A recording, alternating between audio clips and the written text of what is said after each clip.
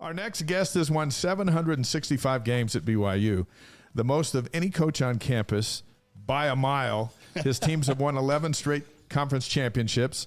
He's coached 15 conference players of the year, was named coach of the year in 2009, 10, 11, 13, 14, 15, 16, 17, and 2021.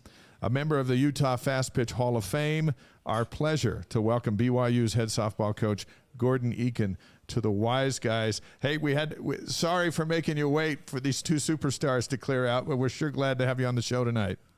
No, I understand it. They're far more interesting than I am. No, that might not be true, but it might be true. Let's just see how it goes. But when you talk about what Lauren's doing on the basketball floor, and we just asked her a moment ago, I don't know if you heard the end of it, and what Violet Zavodnik's doing on the softball field, and then you just go to all the other sports on campus. This is a unique time for female athletes at BYU, isn't it? It really is. I mean, female athletics in general has just really taken off, and the level of play has gotten better and better and better. But I have one question. How did you get my old Granite High School locker in the background? There we go, right there. Wait, is it the gray one right there? Which one is it, or is it behind? No, it's the older ones. It's the brownish ones. Okay, listen, our crew went on a mission to find these things. That looks like it's right out of Granite High. Right out of that's my locker right there. That's great. Well, now I want to go see what's inside it. My father-in-law was an old Granite High guy, and they've got great roots up there in that Granite School District. So I appreciate that for sure. Hey, of your 765 career victories, which one's your favorite? Oh boy, there's a lot of them. I think if I had to pinpoint one over the others, it's either the 2010 victory in the Texas regional, where we won that regional and went on to the super regional. We beat Texas and then beat East Carolina in the championship game. Those were big wins. And then that a couple of years ago against Utah, when we were up 4-1 in the seventh inning, and they hit a grand slam to go up 5-4. Oh, yeah. And then we came up and hit back-to-back home runs in the bottom of the seventh to win it 6-5. That was magic. That was awesome. Yeah, that was big time. I might vote for that one. Yeah. I love that one. It was improbable, and it was mad. It was improbable that the Utes got back in the game, and then the way those two home runs played out, it just I remember watching it on TV, and you're just smiling because you're like, I can't believe I watched this. It was exciting. Yeah, it was fun. I think I got enough height on my jump with that second home run. I could have played basketball. Hey, and your hamstrings held up, so you got that going for you too. Yeah. Coach, you're starting your 21st season. That's just amazing to think back. It seems like it's flown by to me. I'm sure it has to you as well.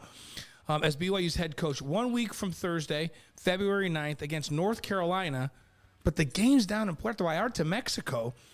First of all, well done for going down there. How did that all come together? Were you playing this tournament down there? And a follow-up question after you answer that, how can Dave and I come along and join that little road trip? Well, if you got your passports, you can come. All right, I'm in. We do have our passports. Well, there you go. We fly at 11 o'clock on Monday. Just be at the airport. Awesome. How did that whole thing come together? And tell us a little bit about the trip down to Mexico and what that entails. Okay, so Dave King owns Triple Crown Sports, and Triple Crown Sports is a big player in the high school travel ball arena, hosting a lot of tournaments around the country and national tournaments. And he also does the women's basketball NIT. And then he really got into softball. And over the years, because I've been here a long time, I developed a relationship with Dave, and Dave approached me and said, what do you think about coming to a tournament in Puerto Vallarta? And at first I thought, I don't think so. I think that's just kind of strange to me, and I don't think so. But he really needed a college team that was willing to commit to kick this thing off. And I trusted him, and I agreed to be his first college team ever to go down to Puerto Vallarta and play. And he really knows how to host a tournament. We went down there, and it was just magical. We stay in the Sheraton Resort right on the beach, and you physically walk across the street to the ballpark. And he brings all the top teams in the country in every year. This will be our third or fourth, I can't think of which, trip to Puerto Vallarta, but we're a mainstay there, and we just love it. Well, you get some big-time opponents as well. You get three. I think it's North Carolina, Wisconsin, and Maryland down there in Paradise. And so you get three P5s right out of the gate.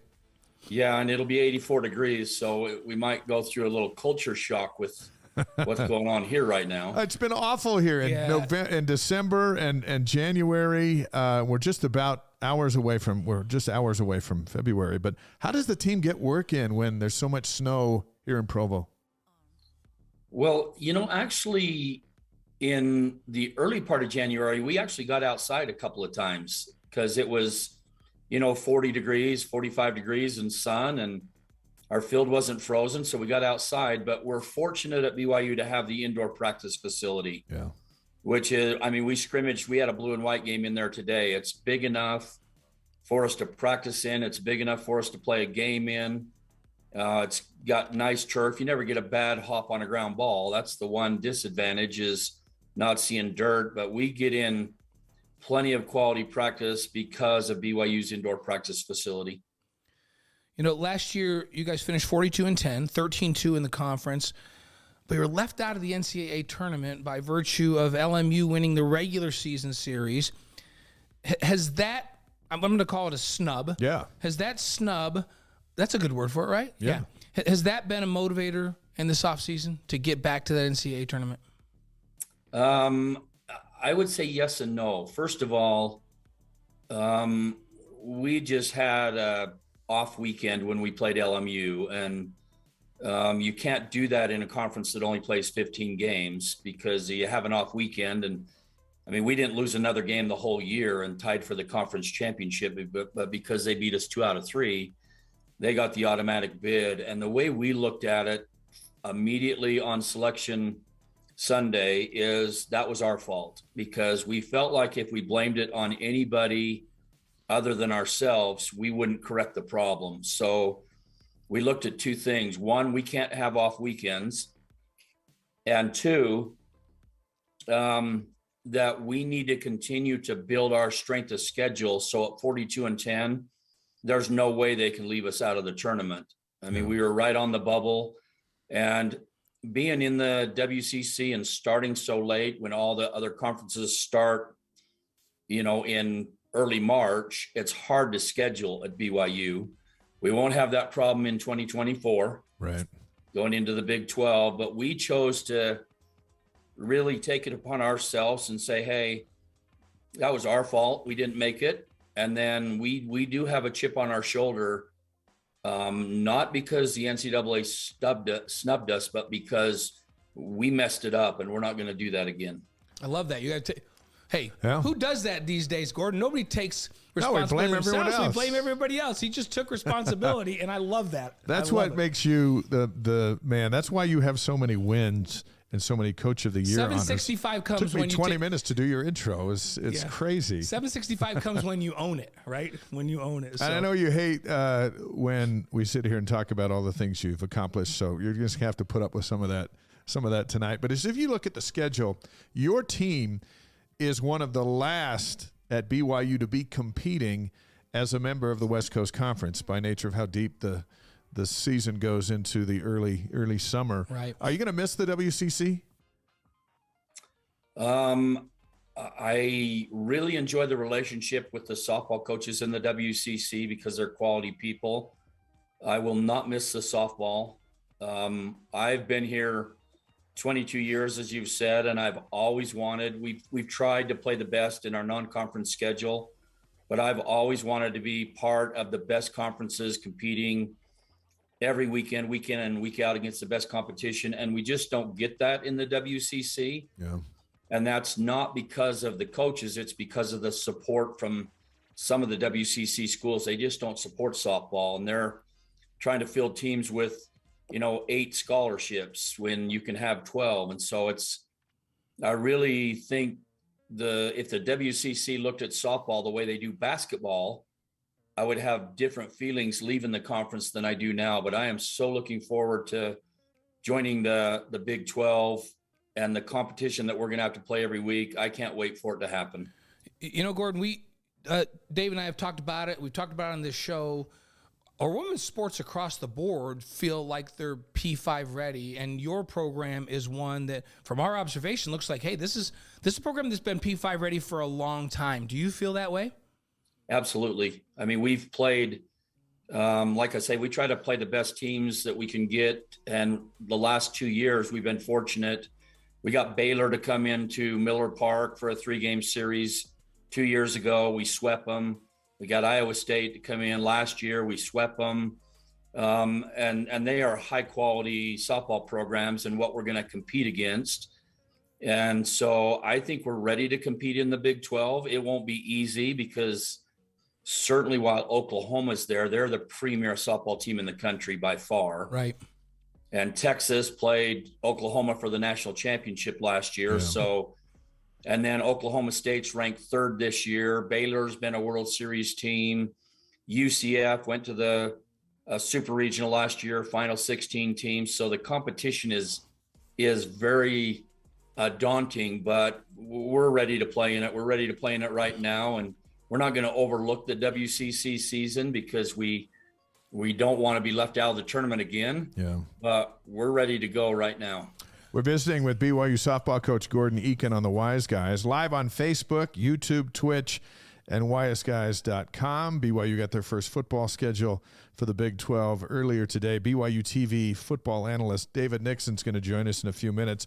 Now, you have already seen next year's Big 12 softball schedule. How does it look? It hasn't been released yet, so we won't pin you down on that, but what do you think? Well, it's tough. I know there's 3 series in particular that are a little tougher based on the schedule. We have to play at Oklahoma. We have to play at Texas, which is last year's defending champion and runner-up. Yeah. And then we have to go clear across the country to UCF. So, but we're going to do whatever we have to do to be ready to. We're not going into the Big 12 to compete. We're going into the Big 12 to win it. And if we look at it any other way, then you fall way short. And so our work ethic, our talk among our team, our everything that we do, we're going in to win the WCC, and then we're going in to win the Big 12. Gordon, the way you described the teams in the league, people have been asking us, well, in football, how's the Big 12? And we say, well, the SEC is obviously the best conference in the country, and then probably the Big 10, but the Big 12 would be the next one, especially this last year. But when we talk about men's basketball, we go, oh, for 12 straight years, it's clearly the best basketball conference in the country, and it's not close. Where would you rank this conference in softball? The way you just described it, I would think it's one of the top 2 in the country. Yeah, I think it is. If you look top to bottom, it's probably the SEC in softball. If you look from 1 through, I think they have 14 teams in softball.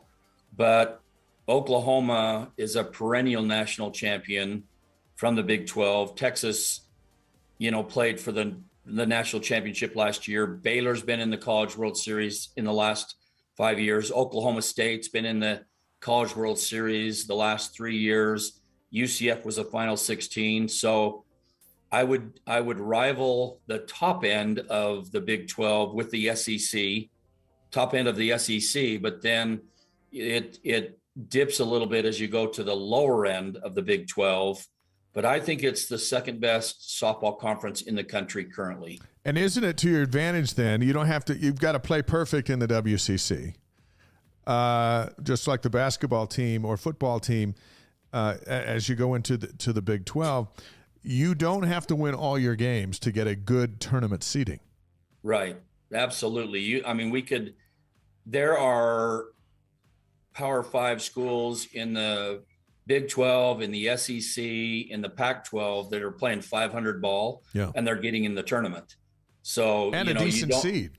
Yeah. You don't have to win 95% of your games like we do right now to get in. You just have to be your strength of schedule is already built in. You just have to stay above 500, but that's not good enough for us. We're not talking about being a 500 team. We're talking about we can play 56. We're talking about winning 56 games. And then if the ball bounces bad for us once or twice, we'll live with that. Hey, you've got a lot of returning talent on this year's team, including Violet Sabodnik, who is making her case as the best player in program history, and that's saying something. What do you expect from Violet this season? Violet's had 2 great years, hitting over 400 both years. Last year, 19 home runs. I thought she should have been an All-American, but she's playing. She was hurt in the fall, but she's healthy now, had a really good January, playing well, and we expect her to be one of our offensive leaders. But we're not a one pony team. We are tough from top to bottom in our lineup this year, like we've never been before. In fact, I think we have 13 players that could be in the starting lineup of 9 hitters, and we're having a tough time deciding which 9 of those 13 to play. Good problem. That's a good problem. I haven't had that great problem in my 22 years here. Really? This is the deepest team you've had? That's pretty awesome. So It is. Violet's D1 softball ranks Violet the 28th best player in the country. Is that about right? Yeah. I mean, I think that's about the proper ranking right now, and probably based on the league that we're in and what they get to see her do in the WCC versus the 27 players above her playing in P5 conferences. So I think that's about right, but she can compete with anybody in the country talent-wise. You talk about how deep this team is. One of our viewers, listeners, Linda Murray, she's saying softball will be so much better in the Big 12. But then she says, with the better teams and the better scheduling and all of that, have you noticed already a recruiting benefit? And do you think in the long term your recruiting will be benefited where you'll be able to get higher level players and be even deeper than you are right now? Absolutely. The day it was announced that we were going to the Big 12, we got a recruiting bump right then, because then the big time travel ball teams that I would have to work to talk to them before on the phone are now calling me, starting that day that it was announced that we were going to the Big 12. So we've already got that big jump going into the Big 12. We've got this year's freshman class was off the charts. We got great transfers in the summertime and 3 transfers at the break. They're big time players, and we expect that to just continue to get better and better and better. Chloe Temple's the left-handed pitcher was spectacular last year, playing in the shadow of Autumn Moffett Court. Finished second in the league with 140 strikeouts, set the program record with 15 Ks against St. Mary's. What do you need out of Chloe this season? Well, we need her to be a 20-plus game winner. Okay. And she's capable of doing that. I mean, Autumn was such a workhorse that I wouldn't say Chloe took a backseat to Autumn, but Autumn pitched more games than Chloe did this year. Chloe will be Chloe is definitely our ace, and we're going to need her to be everything she's capable of being for us to be the type of team that we think we are.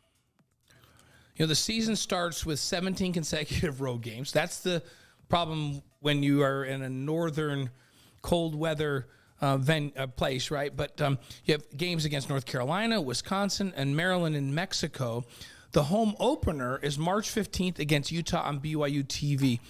How do you feel about the schedule as you go into it?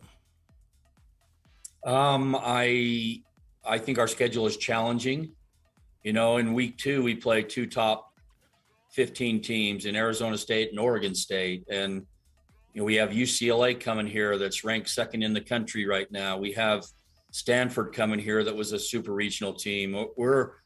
We have a strong and challenging schedule, but we've always tried to do that, because if you're going to be the best or be capable to compete against the best, you got to play them.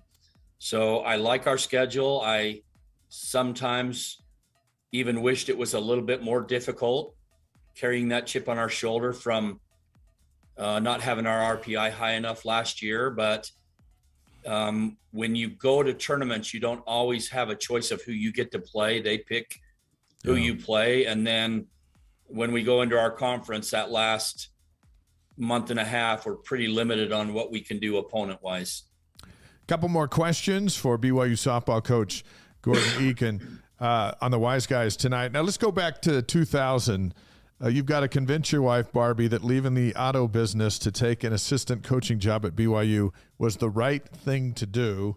It was a leap of faith for sure. But looking back, how much have the two of you enjoyed this ride? It's been, I mean, I haven't worked a day in my life since. Had some stress issues with money early on when I was a young coach, but BYU has taken care of me pretty well over the years. And my wife, Barbie, she's the real coach, because when I come home, she tells me exactly what I should do.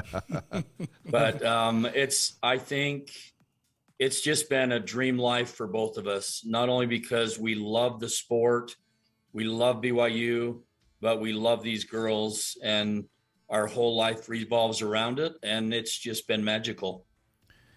Hey, we wanted to mention superfan Stephen K. Sampson, who passed away earlier this month at 45 years of age.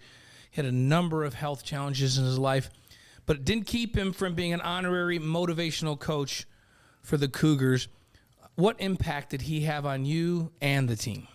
He kind of adopted us back when he lived in Las Vegas, and we were in the Mountain West and would go down and play in UNLV's tournament. And he was a member of the church. And so after he'd come up to me in his UNLV shirt and say, "Can I talk to your girls?" And when he had cerebral palsy, and so he'd come up on a walker, and I just didn't know what to think. And the first time I let him talk to the girls, it was never about Steve and what Steve has to go through in his life. It was always about the players and about how good they are. And I mean, to be around him and listen to him talk, you couldn't help but be grateful for all the many blessings that you had. And so for all those years, he just grounded you. He just let you know that you have so many things to be grateful and thankful for. And if he could do it, then maybe we needed to take time to smell the roses, not just look at all the bad things that went on. Yeah. It's good to have those influences around, isn't it? Because it's really easy, especially for our young athletes, to get swallowed up in, I have everything taken care of for me. Yeah, I mean, life in general, it's kind of easy to go on our own personal pity parties, and we just never really think about what other people go through. And I think we could all be reflective and think of what we should be grateful for instead of always dwelling on what's going wrong. Yeah. Good advice. Amen to that. Amen to that. All right, Coach, we have 5 quick questions for you, and then we'll let you get on with your night. We sure appreciate you taking some time to be on with us live on Facebook, YouTube, Twitch, and ysguys.com. The podcast will be out tomorrow, so a lot of folks will get a chance to visit with you, hear from you, and get ready for this softball season. We all wish it was warmer, because then it would feel like we're getting closer to softball. And when it is warm, that venue, if that's not the most scenic venue in all of college softball and all of college baseball, I don't know what is. What a tremendous ballpark that BYU has for softball and baseball. Is it the best in the country in terms of scenic, Gordon? Probably, yeah. And it's a really nice facility as well. So we're pretty blessed, and we are grateful for it. And we certainly look forward to both of you coming out to the games when we're at home. We'll be there. Heck yeah, I'm going to even call some. Dave's going to call some this year. I got to come support my guy, too. There you go. Support you guys, for sure. So, no, we love it. I love a beautiful day to be out there and watching. High level, too, by the way.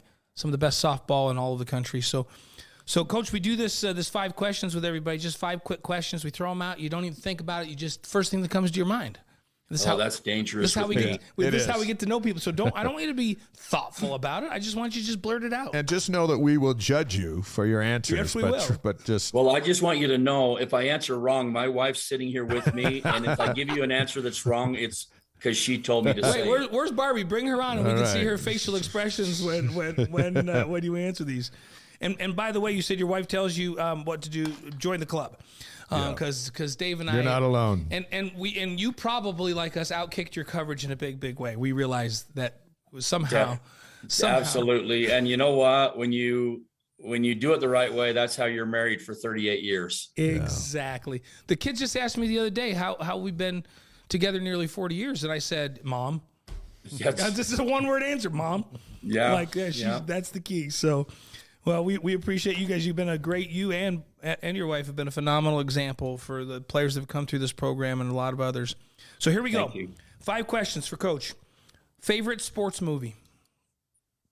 The Natural. Nice. Oh, that's Robert Redford, right? Yeah, great soundtrack. Yeah, and nobody said that one yet. So, favorite singer or band? Oh, geez. Talk radio. Talk radio.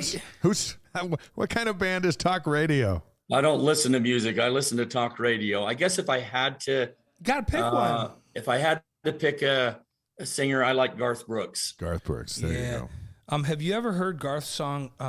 Here's Your Mom. Yeah, that that's a song. good one. Oh man, I love that song. I'm glad you fixed that to Garth, because when we were talking, and you can read a whole lot more about Coach Eakin if you go to Deseret.com and just search Gordon Eakin, and the story will come up that we worked on last summer. And it was at a dance. You had to go to a dance to meet your wife anyway, so there has to be a musical background. There's some music in your background. So and she likes country too, so we're on the same page. You didn't go to a dance and listen to talk radio. So, all right, so we got Garth there. See, my wife loves Tim McGraw, but I don't think it's because he's such a great singer. I think she thinks he's the handsomest man in the world. So, probably right. So favorite breakfast cereal? Oh, Frosted Flakes. That's a great. I had Frosted Flakes this morning. Now we're talking. Nice. Now we're talking. That's a good one. Favorite moment at Gale Miller Field? Beating Utah 2 years ago with those back-to-back home runs. Yes, that's ours too. That's our favorite for you guys as well. All right, this is a good one. Yeah. I don't want to take too much of your time. Or after the game, when my grandson gets to come, or my grandkids get to come down on the field and run around, that's another favorite moment. Anytime that happens is awesome, isn't it? That's great. So that's great. Okay, this one, we're real anxious to hear this. The favorite advice that you ever got from the late Larry H. Miller?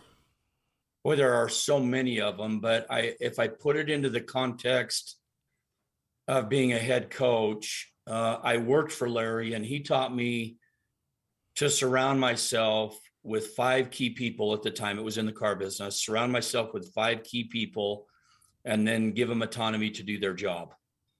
And so as a coach, I've always realized that I can't just dictate everything that happens. I have to hire the right people and trust them to bring their assets to the field. And that's what I've tried to do. Sound advice, words to live by for sure. Chad Lewis always tells us, surround yourself with greatness, right? Yeah. Yes. And Larry Miller would agree with that. Coach, good luck. We'll see you when you get back from your 17-game road swing. But we're happy that it starts in warm Mexico for you here in just 2 weeks. That's February. What is it? February 9th, I think, right? It's the first game? Yeah, February 9th. Man, that's like 9 days from now. There's some great zip lines down in Puerto Vallarta that Brenda and I have been on. So I highly recommend those if you're a thrill seeker. Hey, congratulations. All the games will be live streamed on Flow Softball down there. That's an American We were company. just going to ask that. Yeah. So how do they find that? Is there a site that they can? It's FLO Softball, and they can just, Google that, and then it's a service you got to sign up for. But I think it's pretty affordable, and they do a lot of softball throughout the country. They'll do our tournament in Palm Springs as well, so it's probably worth it. Flow Softball. So we just posted it out there. Flow Softball for everybody to see. So we'll tune in and invite all of our folks out there around the world to tune in and support our Cougar softball team. Hey, we salute you on 765. We wish you many more, starting with North Carolina, and we'll see you at the ballpark throughout the spring. Proud of you, proud of the way you represent BYU and all that you do, and thank you for being with us tonight. Well, thank you for having me, and the great job both of you do for BYU. Thanks, Gordon. Gordon Eakin getting ready for another season, his 21st as the head coach, BYU softball. 700. I mean, every time I say it, it's astonishing. 765 wins is really something special.